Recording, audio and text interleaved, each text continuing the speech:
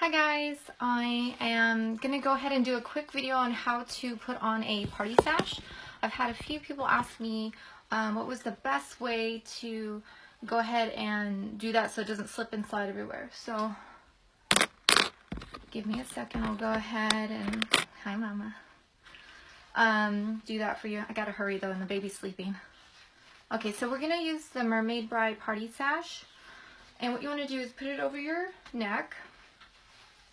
Make sure the back is flat, and then cross it and make sure the image is somewhere around here. Sometimes it's the wording, so if this wasn't there, okay? You're going to take the large safety pin and go underneath and pop through. That way you don't see an ugly safety pin. Cross it over. Don't worry, I'll show it right now.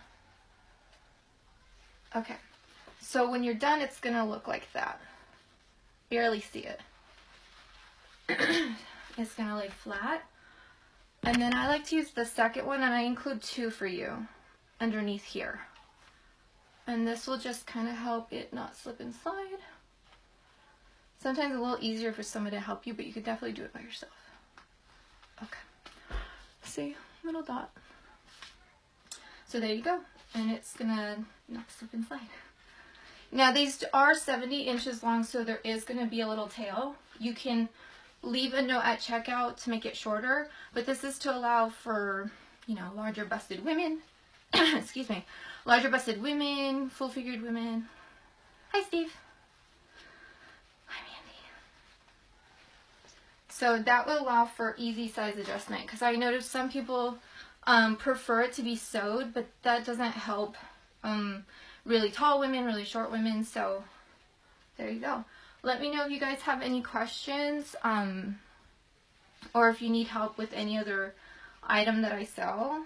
But I just wanted to do a quick video, and I'm going to save it so some of the people who have been messaging me can go ahead and take a look, okay?